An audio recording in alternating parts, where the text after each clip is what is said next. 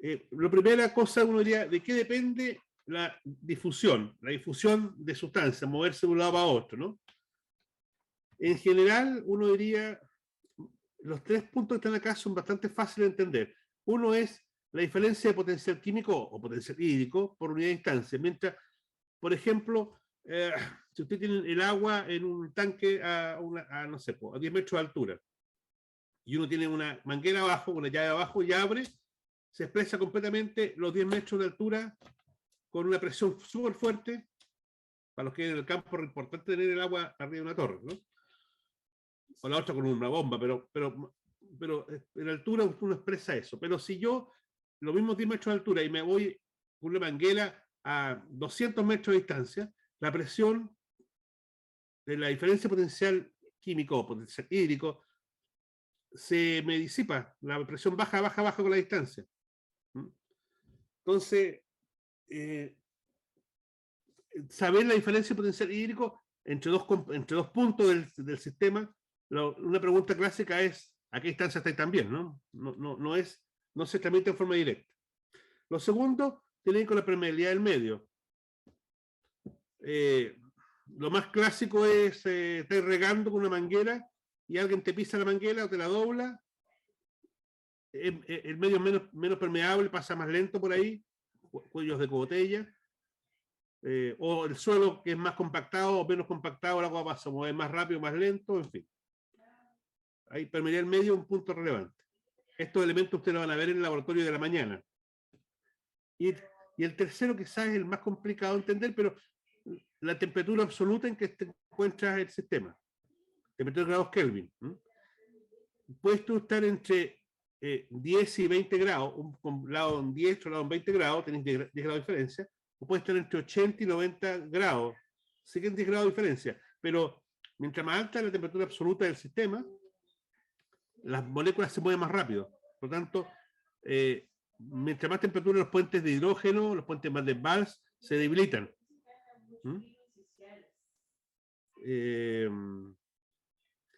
Escuchan un ruido por detrás, ¿no? Súper bajo, profe. Muy bajito. Pero igual voy a pedir que... Espero que no se enojen conmigo. Un segundo. Mónica, estoy en clase. Cállate, concha. Ya. Sí, en todas partes pasa lo mismo. Bueno, entonces vamos a tener que preocuparnos de estos elementos. Pero vamos ahora a lo que hemos repasado, repasemos esta clase. Lo que primero vimos es que tenemos una energía libre estándar, o un cambio de energía libre estándar. Un cambio de energía libre estándar. Va a ser un cambio de energía interna, o sea, energía cinética más potencial, ¿no? Más el factor P delta B, que es, aquí está, esto todo es la entropía, ¿no es cierto? Menos el T delta S, que aquí está la entalpía. Así que, ¿cuánto es la energía libre estándar que vamos a disponer? Está acá. Luego dijimos la energía libre estándar, se la partimos por el peso molecular para estandarizar y todas las sustancias sean igual a todas las sustancias. Bueno, tenemos potencial químico y luego el potencial hídrico o potencial químico del agua, lo hemos definido como el potencial químico del agua están a 25 grados una atmósfera. Y ahí el potencial químico del agua es 0. Entonces, por termodinámica llegamos que cuando hablamos de potencial hídrico estamos metidos dentro de la termodinámica y tenemos toda la energía para convertirse en trabajo disponibles, incluye lo que se va a perder en la transferencia. Estandarizar el peso a la sustancia, o sea, nos independizamos de la materia y nos independizamos y definimos un 0 en el agua pura a 25 grados. Entonces, bueno, acá voy a mostrarle, este es el potencial hídrico, al final es energía partido por masa, porque era energía libre de X partido por el peso molecular. Eso es lo que es el potencial hídrico. Y se usa la letra phi, que es esta, y uno puede decir, mira, el potencial hídrico tiene varios componentes, está el potencial de presión, el potencial osmótico, se usa el phi o la S del soluto, el potencial mágico de matriz absorbente, el potencial gravitacional, entre otros. Y esto puede tener valores positivos y negativos, lo vamos a ver cada uno de ellos. Al final, el potencial hídrico de una parte del sistema, el potencial hídrico en mi taza de café tiene un potencial de presión es cero, está en la nivel de la atmósfera. Osmótico está levemente negativo, tiene leche sacarina. Potencial mágico no tiene. Potencial gravitacional no tiene. Ah, mira, esto es esencialmente, si yo mido el potencial osmótico de esta solución, que tiene además los neritos del café, debe ser también un componente osmótico, solutos, ¿no? Va a ser el potencial hídrico. ¿Mm? Ahora, si yo se me cae, uy, se me cayó acá, y uso una toalla nueva, que tiene un potencial mágico por los poros, y me absorbe, y ahora el café que tengo acá está retenido por un potencial mágico de la matriz absorbente del papel, ¿sí? Y además tiene un componente osmótico, el que tiene el café mismo, con el azúcar. ¿Sí? Bueno, ese es el juego que vamos a hacer. La gracia es que yo puedo explicar todo el movimiento de agua en función del potencial hídrico. ¿Sí? Lo mismo, pero con monito, otra vez. Por definición, el potencial hídrico del agua pura, a 25 grados de atmósfera, en fin, es cero. Ahí está el agua pura. Pero si a esta agua pura yo le pongo un soluto, una cucharada de azúcar, por ejemplo, ahí está el potencial osmótico, el potencial hídrico de mi solución ahora es negativo. El agua pura también le puedo, no sé, soplarla dentro de una caja, de una bolsa, en fin, y mi agua pura con presión, más presión, va a tener un potencial hídrico positivo. Es decir, el potencial hídrico de la solución se modifica si yo le meto soluto o le saco soluto, le pongo presión o le pongo tensión. Si le pongo tensión es para abajo, ¿no? Entonces, todo el tiempo el potencial hídrico es la suma del potencial de presión más el potencial osmótico. En el ejemplo estoy usando estos dos componentes nomás. Entonces, si yo tengo una solución, acá tengo una solución que tiene un potencial osmótico negativo y un potencial de presión positivo, su potencial hídrico puede ser menor que cero, claro, por debajo, ¿no? Si son de la misma magnitud, el potencial hídrico es cero, y ya se dan cuenta que si yo le meto más presión, el potencial osmótico puede ser, el potencial hídrico puede ser mayor que cero. Es decir, veamos los ejemplos en la naturaleza. Esto se parece bastante a una célula, con un potencial osmótico que me retiene agua dentro de las vacuolas, por ejemplo, y ejerce una presión, y la célula está con turgor, y tiene un potencial de presión positivo, un potencial osmótico negativo, pero la célula está con un potencial osmótico negativo. Ahora, si aumenta más la presión, entre más agua, a lo más que vamos a llegar a esto. Y esto sería una planta puesta casi en agua destilada, pero una célula, ¿no? Muy hidratada, túrgida. Así que, en general, una planta bien regada, el potencial hídrico va a estar cercano a cero. Este ejemplo de acá es más extraño, no ocurre con las plantas en principio. En principio, sí, claro, dentro del xilema, del floema, perdón, está con presiones positivas. Pero no ocurre en las plantas. Pero esto puede ser, ¿cómo yo puedo sacar agua dulce desde agua de mar? Yo le meto presión a agua con sales, por ejemplo, y me sale agua dulce porque tengo un potencial hídrico mayor que cero. Pero vamos a ver esto en ejemplo de movimiento, porque acá solo estoy viendo el valor de distintos componentes de potencial hídrico. El potencial hídrico es la suma de sus componentes. Voy a mencionar, porque algunos van a decir qué pasa con los osmosis. Constanza Hernández está por ahí, no sé. Pregunte, ¿qué pasa con los osmosis? Constanza Hernández. Disculpe, ¿cuál es la pregunta? Eso. ¿Qué pasa con los osmosis? Haga la pregunta. ¿Qué pasa con la osmosis? Muy buena pregunta. Bueno, la osmosis es la difusión a través de una membrana semipermeable. Y uno tiene que preguntarse si la membrana es semipermeable perfecta o no.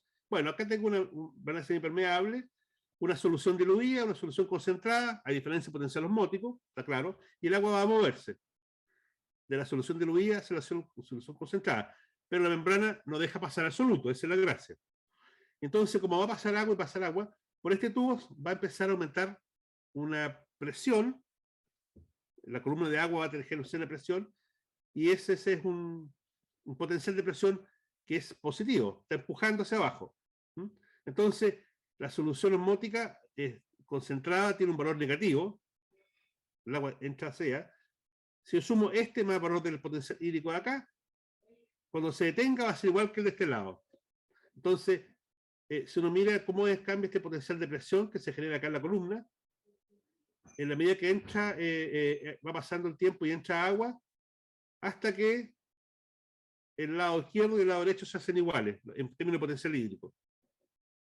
Y esto significa, este coeficiente de reflexión, esta letra, delta, este coeficiente de reflexión es 1, implica que la membrana es semipermeable perfecta. Pero si por algún motivo la membrana no es perfecta y se le pasan solutos hacia el otro lado, ustedes se dan cuenta, el agua entra más rápido, pero si les pasan solutos hacia el otro lado, al principio funciona igual, pero pasado un tiempo, el agua se empieza a devolver. Esta presión es suficiente para que el agua se retorne en la otra dirección. Entonces, cuando uno habla, no es cualquier soluto el que va a explicar la difusión, la osmosis. La osmosis es una difusión especial, que es una difusión a través de membrana. Uno habla de solutos osmóticamente activos, o sea que no pasa membrana. Y acá hay ejemplos de solutos y de su coeficiente de reflexión. Fíjese, sacarosa, manitol, urea, etilenglicol, no pasa membrana. Y esto, entonces, si tú tienes diferencia de manitol, que es un aminoácido, o de sacarosa, esto no pasa membrana y por lo tanto se expresa todo el potencial osmótico. Pero etanol, metanol, acetona, estas cosas que además se disuelven de membranas biológicas, de lípidos, tienen coeficiente de reflexión muy bajo, por lo tanto, estos, aunque haya diferencia de concentración de ellos, al final se van a pasar por el otro lado, así que no se va a expresar en términos de potencial hídrico. Bueno, haciendo esa acepción, ahora pasamos a hablar de compuestos osmóticamente activos. Cuando digo potencial osmótico, son para compuestos osmóticamente activos. Estos son osmómetros que lo iban a ver en el laboratorio. ¿Han visto osmómetros, Claudia Tapia? Profesor, ¿Conocen los osmómetros? ¿Dijo Claudia o O se Javiera, le ya. cortó. Bueno, Carla Tapia dije ya, o Javiera Cortés. Carla, dale. Dije Claudia. no, al menos yo no he visto ninguno. Nosotros tuvimos muy poco laboratorio, tuvimos el primer semestre de cuando ingresamos. Y de ahí fue el estallido social y al menos no hemos tenido. Y al menos yo no he visto ninguno. Bueno, un osmómetro tiene un esto de acá podría ser un osmómetro. O sea, dos compartimentos separados por una membrana. ¿Ya? Y además puedo medir el potencial de presión. Este es un modelo ruso más encima. Los modelos gringos son como un embudo, un embudo, le coloco una membrana, celofán, por ejemplo, y adentro del embudo le coloca agua con sacarosa, que no pasa el celofán, y el embudo con la solución adentro, lo coloca dentro de un vaso con agua, destilada, el agua va a entrar y va a subir por el tubo del embudo. Ese también es un osmómetro. Es muy semejante a esto, pero más práctico para el laboratorio. Bueno, el agua va a entrar, se va a mover desde el agua pura hacia la solución concentrada que está dentro del osmómetro. Tiene un potencial osmótico negativo, en este caso menos 1 megapascales, esa es la unidad de potencial hídrico, y va a entrar agua hasta que el potencial de presión sea más 1 megapascal. Entonces, menos 1, que es el potencial osmótico, más 1, la suma es 0. O sea que son iguales. Entonces el agua se mueve de mayor a menor potencial hídrico, siempre colina abajo de mayor a menor potencial hídrico, y se dan cuenta que se suman los componentes. Dale, Benjamín.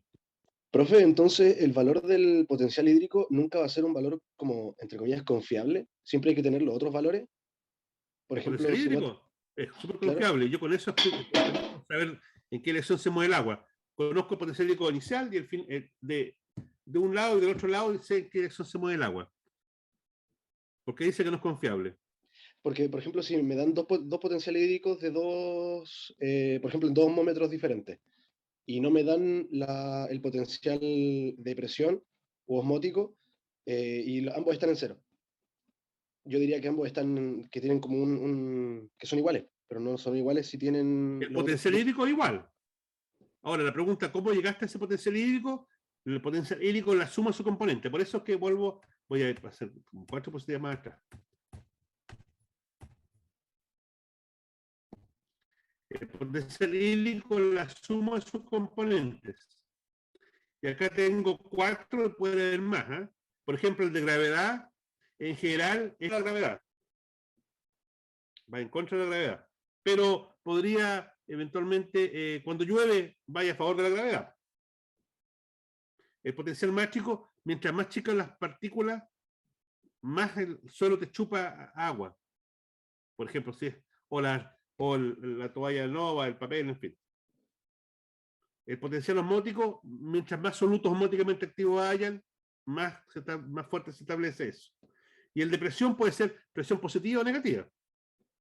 Por ejemplo, en el xilema hay tensión. Está con presión negativa. ¿Sí, Benjamín? La pregunta es, ¿qué componentes son los que participan en el potencial hídrico en cierto momento? Y ahí está lo interesante. El potencial hídrico la suma de sus componentes. En este ejemplo acá, solamente osmótico de presión, pero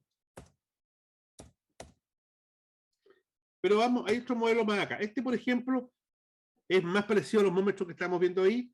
Adentro hay una solución, en el lado izquierdo, una solución diluida, que tenía, no sé, menos 0,3 megapascales. Y en el otro lado, una solución concentrada, menos 1 megapascal. La diferencia es 0,7, ¿no? Bueno, el agua va a entrar, se va a mover de la solución diluida a la concentrada hasta que el potencial de presión se haga más 0,7. Este es menos 1, más 0,7 me queda menos 0,3. Es igual que lo que está al otro lado. Entonces el agua se va a mover siempre con un abajo de mayor a menor potencial hídrico y va a moverse hasta que se equilibre. El potencial hídrico es la suma de sus componentes. Dentro de la célula, la vacuola tiene potencial osmótico negativo y se expresa con potencial de presión positivo sobre las paredes. O sea, las plantas están túrgidas porque están con un potencial de presión positivo. Si la planta pierde agua, el potencial de presión empieza a disminuir, pero todavía es positivo. Y cuando el potencial de presión se hace cero, la planta pierde turgor. Entonces el punto de pérdida de turgor es cuando el potencial de presión se hace cero. Cuando tú te olvidaste de regar y tu planta estaba bien, y de repente, se pierde turgor, ¿sí? Pierde turgor, es cuando ya no es capaz de tener presiones positivas. Y en el caso de las plantas, la forma, la gran ventaja de tener vacuolas grandes es que puede tener formas, superficies grandes, solo en base a agua. Porque sería muy difícil construir una planta con pura celulosa, digamos, hojas. Bueno, hay excepciones, pero las plantas pueden aumentar, maximizar la superficie manteniendo turgor. Una vez que pierde turgor, se colapsa la forma. ¿Está bien, Benjamín? Sí, profe, gracias.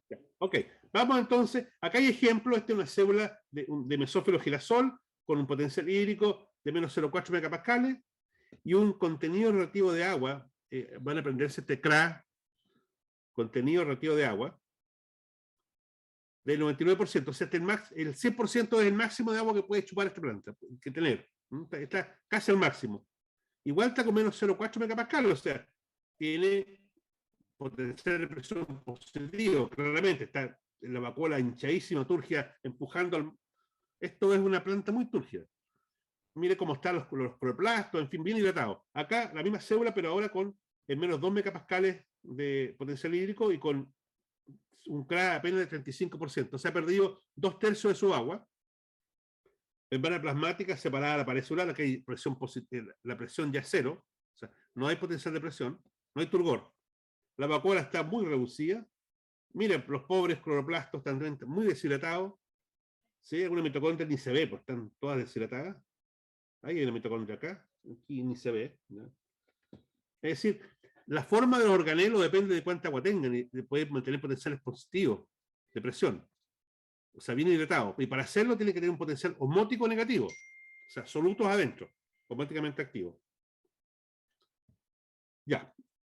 ¿Entienden? Entonces la forma de la planta, en fin, tiene que ver con cuánta presión puede ejercer dentro de sus células y para hacer eso tienen cuántos compuestos osmóticamente activos. Normalmente son algunos aminoácidos como beta-caroteno, alanina, en fin. Sacarosa puede ser. La fructosa pasa membrana, así que no se usa mucho. Aquí hay ejemplo ahora, esto es el tonoplasto dentro de la célula, un potencial osmótico negativo, potencial de presión positivo, ahí está el potencial hídrico, y esto es en el apoplasto, en la pared celular, potencial hemático negativo, mancha absorbente, tiene pared celulosa, ¿no? Y potencial osmótico levemente negativo. La suma, el potencial hídrico del apoplasto es esta, y este es el protoplasto, si están en contacto, ¿no? La pared con la adentro y afuera de la célula, lo que nos separa la membrana plasmática nomás acá. El potencial hídrico del protoplasto es igual al del apoplasto, así están en equilibrio. Pero puede pasar, por ejemplo, que estos de la pared celular, si el xilema que está al lado transpira mucho, va a sacar agua de acá, así que el potencial hídrico de fuera del apoplasto podría hacerse más negativo, y eso va a sacar agua del protoplasto, de adentro de la célula, y va a perder presión, pero tiene todo este margen de seguridad. Y la planta podría querer mantener la presión, y para hacerlo tira compuestos osmóticos, pesca proteínas y las corta. Y genera aminoácidos que bajen más el potencial osmótico. En fin, entonces la planta puede regular su turgor. Y eso se llama ajuste osmótico. La planta puede ajustar los solutos que tiene dentro. Y eso lo hace. Diego, dale. El potencial de presión no tiene relación con el sentido de llegar a mayor que cero cuando es positivo. El potencial de presión es 0 o mayor que 0. Es que como ahí sale el cero arriba, después digo, se toma en torno a ese valor de cero. Mira la dirección de la flecha, pues. Pero a eso me refiero, es positivo porque va hacia Es el cero, positivo. no Claro, en el con la sentido de flecha que para sea arriba, sí, mayor que claro. cero. Sí, la dirección de la flecha te dicen es que para Ah, poder ya. poner los dos juntos, claro, este es Ya, negativo y ese es positivo. La suma de los dos me da eso. ya lo entendí. ¿Sí? Yo aprendí a restar y a sumar con palitos. Si uno ponía, tengo este palito grande, le resto este palito chico, lo ponía al lado, me queda esto de acá. ¿Sí? Bueno, pero ya, vale la pregunta.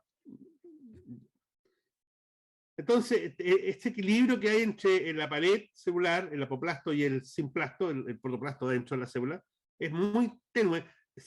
Afuera, la planta puede, hay un compuesto osmótico leve, no solamente son sales, puede ser aminoácidos, otras cosas más. Y el más chico depende de los poros de la pared celular, puede ser más grande o menos grande. Si le saco agua a la pared celular, porque no está yéndose por otro lado, los poros que van a quedar con agua son los más chicos, los que tienen la más fuerza que retener el agua, entonces el potencial más chico se hace mucho más negativo. Vamos a ver eso más detalle.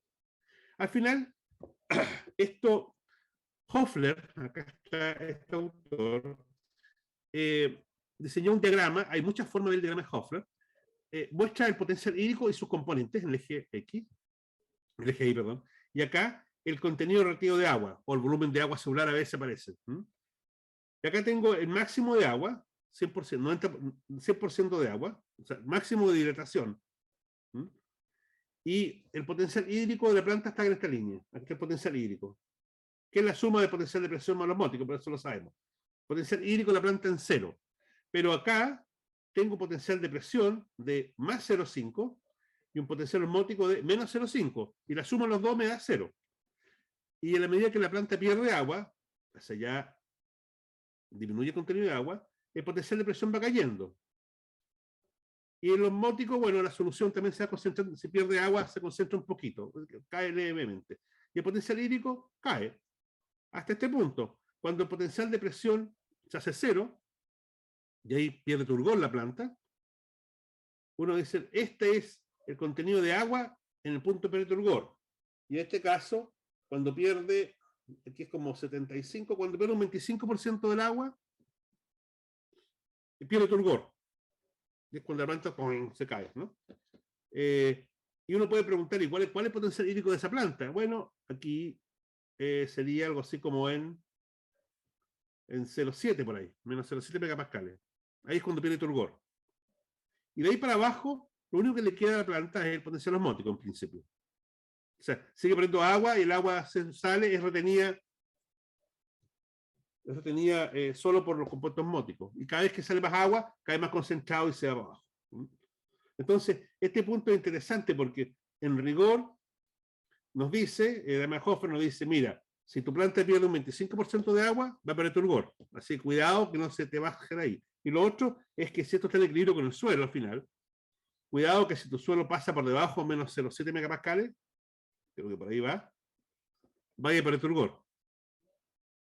Entonces, este punto de perder turgor es igual que el punto de Michelet permanente, son parámetros que se usan mucho. Bueno, pero ahora, si ponemos esto en una planta en el ambiente, está en un suelo bien regado por los colores que estoy viendo acá. Acá tengo el agua en el suelo, hay un poco de arcilla, así que un potencial osmótico levemente negativo, está bien regada, así que está cercano a cero, potencial hídrico. Y en el xilema, un potencial de presión negativo. Ustedes saben que los vasos cilemáticos, en principio, lo más importante es potencial de presión negativo. El agua va a entrar porque hay diferencia de potencial hídrico. Aquí está el endodermio, entre otras cosas, no estoy mostrando todos los tejidos, pero el agua, hay un gradiente potencial hídrico entre el suelo y el xilema, y el agua va a entrar. Ahora, el agua se va a mover del xilema, y normalmente los tejidos ahora, la pared celular, por ejemplo, tiene un potencial mátrico negativo, un potencial osmótico negativo también, ya lo vimos recién, que está en equilibrio en principio con las células del protoplasto, tiene un potencial osmótico negativo, un potencial de presión positivo, está en equilibrio, o sea, si entra una molécula, sale una molécula. Pero si uno mira el aire, con 98% humedad relativa y 25 grados, esto es un invernadero, o sea, bastante, en estas condiciones casi lleno de agua el aire, y 25 grados tengo menos 3 megapascales ya, así que el agua va a pasar del xilema por la pared celular y rápidamente se va a perder por los estomas para afuera. Entonces, Profe, dime, ¿98% de qué? humedad relativa, HR. Vale. ¿Sabes lo que es la humedad relativa, no? La vamos a ver en la próxima clase de todas maneras, pero es 100% significa que estoy en el máximo, entonces el aire saturado. Profe, pero dijo que cuando el aire esté saturado de humedad, o sea, en este caso hipotético de Está casi saturado, 98%, no es 100%. Con 98% de humedad relativa, tengo menos 3 megapascales ya. O sea, por lo general el aire, salvo en el ambiente saturado. Profe, pero mi pregunta, dijo que el agua va a salir de la célula hacia la atmósfera cuando el aire esté húmedo, cuando el aire esté casi saturado. Estoy diciendo, aún en la condición límite, excepto cuando esté con 100% humedad relativa, excepto ahí, ya con 99%, ahora con 98% es casi saturado, casi, dije casi, ya tiene menos 3 megapascales, es decir, nuevamente, si están los tomos abiertos y no tengo el aire saturado, la planta va a perder agua, sí o sí. ¿Ya? Sin importar ahora, la concentración. ¿en qué condiciones tendríamos saturado? 100% humedad relativa. Usted me dice, Camilo.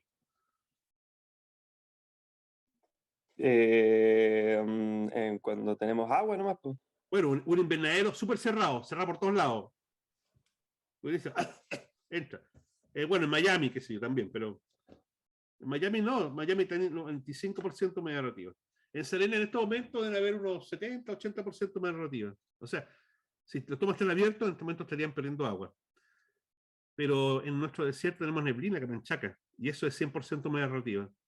Y ahí, la gracia de la Camanchaca es que las plantas pueden abrir los estomas sin perder agua. Pero en fin, ya vamos a llegar a eso en la próxima Profe, clase. tengo una pregunta. El tema de la humedad relativa también depende del bioma en donde se encuentra la planta, ¿no? ¿Bien? ¿Bioma dijiste? El bioma, sí. Por ejemplo, si está Sí. en la selva, en el Depende del desierto, contenido de depende. atmósfera. Un segundo. Sergio, estoy en clase. Estoy en una clase. ¿Te puedo llamar de vuelta? Ya, chao, chao. El director de investigación de la universidad. Ya. Sí, o sea, ambientes más húmedos o menos húmedos. En desierto, mira, en la cordillera puedo tener 30% de humedad relativa. Es muy poco. Lo vamos a ver en la próxima clase, no se preocupen, ya vamos a llegar ahí. Pero lo que está clarito es que hay un gradiente potencial hídrico y uno puede explicar el movimiento de agua a través del tejido de la planta, en fin, hasta la atmósfera, por diferencia de potencial hídrico. Yo estoy mostrando además que hay equilibrios entre los tejidos. Esto está bastante más simple. Pero esto es una situación de la planta bien regada, en un suelo húmedo. Pero, por ejemplo, acá está la humedad relativa al tiro. Humedad relativa 100%, está acá. En la medida que yo aumento la temperatura, la humedad relativa es la presión parcial de vapor de agua actual partido por la presión parcial de vapor de agua a saturación. P sobre P0. Y humedad relativa significa eso, es relativo respecto a cuánto es la presión parcial de vapor de agua. Y a la medida que yo aumento la temperatura, la presión parcial de vapor de agua de saturación aumenta. Aumenta muchísimo. Entonces, esta línea representa la humedad relativa 100%, pero si yo estoy a 40 grados, yo puedo tener en la atmósfera 8 kilopascales de agua, de vapor de agua. Y si estoy a 10 grados, bueno, puedo tener mucho menos. Entonces, cuando uno aumenta la temperatura y no cambia el contenido de agua en la atmósfera, pasa de 100% a 50%, 25% y menos de humedad del aire. Uno se mueve en este eje. Pero vamos a volver a este gráfico en la próxima clase. No. Profesor, Nos quedan 10 minutos, sí, dale. la humedad relativa a 100% es solamente en lugares controlados, o se puede dar. A ver, yo te dije, si tú, Diego, tú no eres de Copiapó, ¿no? No, No, soy del Valle. del Valle. Cuando hay mucha neblina, y ahí estamos Ahí se encuentra humedad. ahí está el 100%. 100% humedad relativa. Mira, voy a escribirlo, a ver, se puede escribir acá, ¿no? Anotar, sí, acá está. ¿Y puedo texto? Sí. Ya. Mira, la humedad relativa igual a P, digo P0. Y, bueno, multiplica por 100. Por eso está en porcentaje. Porque la humedad relativa ustedes siempre han escuchado en porcentaje. Ya, entonces, ¿qué es lo que es P? Es la presión parcial de vapor de agua actual. Y P0 es la máxima que puede tener ese aire. Entonces, si mi P igual a P0, estoy en esta curva. Es decir, mi presión parcial a los 15 grados es cerca de 2, a los 30 grados es cerca de 4, a los 40 grados es cerca de 6, a los 50 grados es, no sé, 10 o lo que fuese, 12. Entonces, lo único que muestra, cuando digo 50% de humedad relativa, es que la presión parcial de vapor de agua actual, ¿qué es lo que la presión de gas? Me faltó decir eso. Es una medida de la concentración del vapor de agua, pero como son partículas en movimiento, se dice, son los golpes de las partículas de agua, de las partículas del gas, en las paredes del recipiente que lo contienen. Si tengo la mitad de las partículas que debo tener, tengo humedad relativa 50%.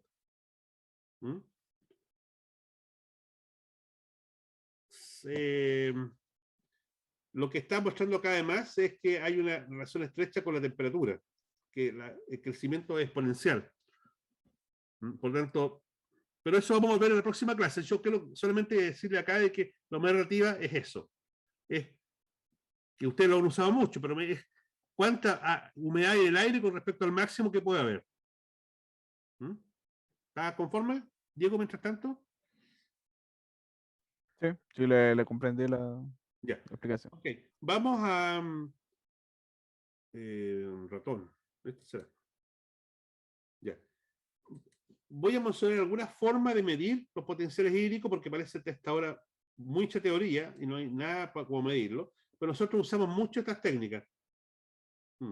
Aquí hay una cosa que no borré. A ver, borrar todos los dibujos. Listo. Hay varias técnicas que nosotros normalmente las usamos en el laboratorio. Ahora hay que explicárselas, pero en un momento podrían usarlas. Método ciclométrico. ¿Conocen las termocuplas? No, porque no han visto zoología todavía, ¿no? Fisiología animal. No han tenido todavía, ¿no? ¿Benjamín? No hemos tenido nada, profe. No han tenido nada. ¿Han escuchado la expresión le metió una termocupla por la cloaca al pobre lagarto? ¿Qué es lo que hace Arturo Cortés? Profe, es como un termómetro, ¿no? Sí. Cobre Constantan. Son dos metales y tienen una soldadura en la punta. Usan estos dos metales. Bueno, los ciclómetros hacen lo mismo. Miden temperatura. Pero eso es, si lo conocía, ¿viste, Geraldo? Geraldo. Profe, lo que pasa es que el tema de lo que dijo usted no lo pasaron como no hemos tenido fisiología animal tampoco. Entonces hay métodos que no nos han mencionado, solamente los saqué como por asociación. Perfecto. Es que eso es la pregunta que hago yo. Lo que pasa es que Arturo Cortés trabaja en eso, su especialidad es fisiología animal. Pero usted tiene fisiología animal el próximo semestre, ¿no? O humana. Sí, al parecer. Sí. Ahí van a ver los... Bueno, él pasa metiéndole termocuplas a los pobres lagartos. Bombe-Cholander, eso sí, más botánico, tenemos varios en el laboratorio y es para medir el potencial del xilema. Vamos a mostrarlo. Probete de presión, este es el único equipo que no tengo, se usa, mide la presión de una célula vegetal. Y otros equipos para medir potencial de mátricos, tenemos unos nuevos ahora, en este. Pero voy a mostrárselo rápidamente en los 6 minutos que nos quedan.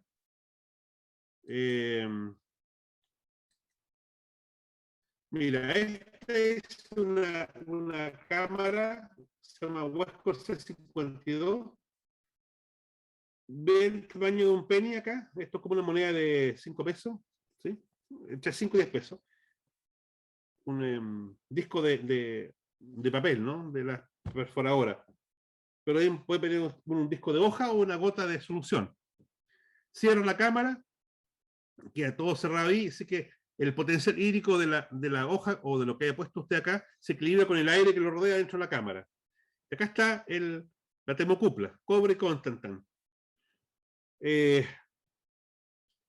Créame que hay una correlación estrecha entre la temperatura y el potencial hídrico. ¿Y cómo se hace? Voy a decirlo en forma simple. O sea, siempre el cobre y el Constantan, esta unión genera un microvoltaje que depende de la temperatura. Por eso se usa como termómetro también, ¿no?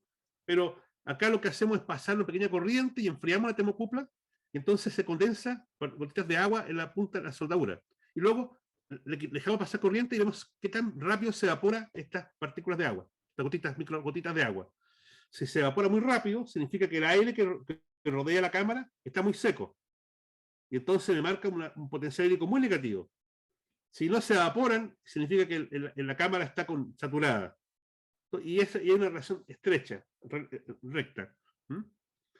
Y bueno, así de rápido uno puede medir potencial hídrico en hoja o estos termocuplas metidas en el suelo, son medidos potencial hídrico del suelo.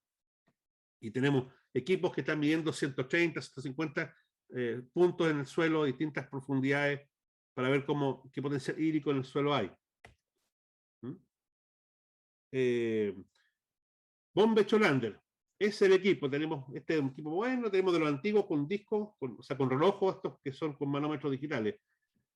El agua en el xilema está bajo tensión, uno corta la columna, corta la rama y la columna de agua en el xilema se retrae, y lo que uno hace es meter la ramita dentro de esta cámara, le mete nitrógeno gaseoso para ejercer una presión, y cuando la columna de agua vuelve al punto de corte, porque usted metió presión, ¿no es cierto? Y empujas para afuera la columna de agua, la presión que necesitas para recuperar el agua en el corte es la presión cinemática. Y está bastante probado y funciona muy bien. Y gastamos mucho nitrógeno haciendo esto, pero en fin, esto lo hace. Si quieren, pueden ir a nuestro laboratorio y estamos haciéndolo todo el tiempo. Esta es una sonda de presión. Este equipo no lo tengo, pero piensen, esta es una célula vegetal, esta es una micropipeta, y acá hay un reductor de presión para medir la presión, y acá hay un tornillo que uno puede apretar o soltar. Y puede meterle y sacarle cosas, meterle presión o meterle solutos adentro y ver y medir la presión. Por ejemplo, puedo inyectarle presión y acá el agua se sale, por ejemplo. Este es el turgor de la célula. Está en más 0,6. Mide el potencial de presión de la célula. Le metí una solución, se le sale. Le quito presión, le entra agua. ¿Te fijas? Entonces, permite medir esa cosa, pero, como digo, es demasiado fino para lo que hacemos nosotros. Estos son los equipos para mí, potencial mátrico en el suelo. No lo tengo, pero está en línea acá y tenemos equipos más nuevos ahora. Uno tiene el suelo que está acá adentro, que tiene matriz absorbente, y lo que se hace es, se le echa agua y se le mete presión, y hasta que salga el agua, si uno le mete menos 0,03 megapascales, una cifra muy rara, vamos a anotarlo antes que se nos corte, anotar texto. Si le pones menos 0,03 megapascales, qué horrible. Texto. Menos 0,03 megapascales. Ese es el agua equivalente al agua que cuando uno riega un macetero y cuando cae la última gota, o sea, hay agua es el agua que es retenida por el suelo, con ese valor. Y luego la mayoría de las plantas herbáceas a menos 1,5 megapascales tienen turgor. Entonces, normalmente se mide a menos 0,03 para saber lo que se llama capacidad de campo, y este se llama PMP, el punto Michel permanente, y este de aquí, el de CDC. Capacidad de campo se le dice al menos 0,03. Entonces, con esto permite saber el suelo. El suelo arcilloso retiene mucha más agua que un suelo arenoso. Lo vamos a ver en la próxima clase. Y, botoncitos. Y, bueno, acá hay unos ejemplos. Tengo que borrar todos los dibujos ya. Acá hay ejemplos. Este es el potencial mátrico y este es el contenido de agua del suelo. Y ustedes ven que es un suelo arenoso. Dice acá, el suelo está mojado, aquí el agua se mueve por gravedad nomás, el suelo está húmedo, es retenido por el suelo, y el agua higroscópica es cuando ya no la puede sacar la planta. Y fíjense, acá está en la escala logarítmica el potencial mátrico, acá está el menos 0,03 y acá está el menos 1,5 megapascales, los números que recién les dije. Y la arena, por ejemplo, tiene algo así como 5 gramos de agua en 100 gramos de suelo, esto es contenido de agua. Cuando está... cuando el máximo que puede retener, y por acá serán, no sé, 2 o 3 gramos de agua. Se tiene como 3 gramos de agua libre que puede usar la planta. Y un suelo arcilloso tiene, no sé, 45 gramos de agua en 100 gramos de suelo acá, que es donde la planta ya puede empezar a usarlo. Y por acá, cuando ya no puede sacarlo más, todavía le queda 20 gramos de agua. O sea, tiene 15 gramos de agua que puede usar la planta. Agua disponible se llama ese último valor. Y bueno, un suelo franco parece que tiene más, tiene como 25 gramos de agua. Un suelo franco tiene arena, arcilla y limo, 3 tipos de partículas que los poros tengan muchos poros intermedios. Entonces, fíjense que yo ya puedo conocer el potencial hídrico del suelo, puede ser cuánta agua puede almacenar disponible para las plantas, conociendo el valor de potencial hídrico. Y luego está, por supuesto, ¿qué pasa con la planta? ¿La planta dónde está? ¿En qué potencial hídrico tiene? Estos valores son para herbáceas. Y creo que se está a punto de cortar la clase. Entonces, ya deberían se leyó el capítulo 2, pero si no lo hicieron, léalo. Y luego sigue el capítulo 3 para la próxima clase.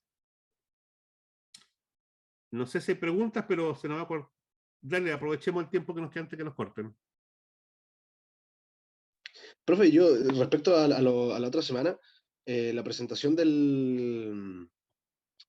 ¿cómo se llama? Del seminario, ¿cuánto tiene que durar? ¿Va a ser corto? Mira, 10 minutos de presentaciones, es breve, prepara una diapositiva, léete el artículo, prepara una diapositiva para que tus compañeros entiendan, y Ok. eso. Y Vale. el resumen, Entonces, y el van a ser resumen, 4 un personas, ¿no? resumen del paper. Vale. ¿Van a ser 4 personas? ¿Una por artículo? Claro, un artículo por persona, sí. Ah, ok, vale. Y mira, en el primer seminario somos muy relajados, en los últimos son mucho más estrictos. Acá queremos ver cómo expones, cuál es tu material de apoyo que tienes, si entendiste lo que leíste, entre otras cosas. ¿No? Ujú. Ustedes van a ser profesores, van a leer y tienen que hacer clases sobre lo que leen. Ok. ¿Mm? ¿Alguna pauta, profesor? Sí, hay una pauta. La hizo Nancy les colocó una pauta de pauta de no sé qué se llaman, esas cosas que usan los pedagogos. Sí,